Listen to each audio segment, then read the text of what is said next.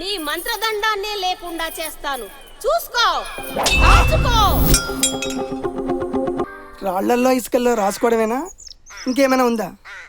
రేపు మాపు పెళ్ళవుతుంది కదా, అప్పుడేదో ఒకటి ఉంటుందిలేండి. పెళ్ళేదాకా ఎవరు ఆగుతారు? పద.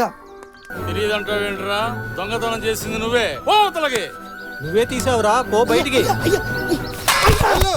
గుడిలో అర్చనలు చేసుకునే పూజారులను కూడా పీడిస్తున్నావే, ఇది నీకు ధర్మమేనా కలిపతి? అమ్మకి పెట్టగానే అమ్మ సంతోషంగా తింటదమ్మా. అయినా నువ్వు రోజు వస్తున్నావుగా, పాపం భక్తురాలు రోజు వస్తున్నావు. ఇదిగో నువ్వు తిను. అశ్వని నక్షత్ర జాతకుడైన నా భక్తుడిని నువ్వు హింసిస్తున్నావు.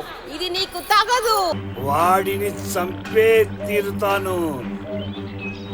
సప్త సముద్రాల అవతలనున్న మరు జన్మ లేకుండా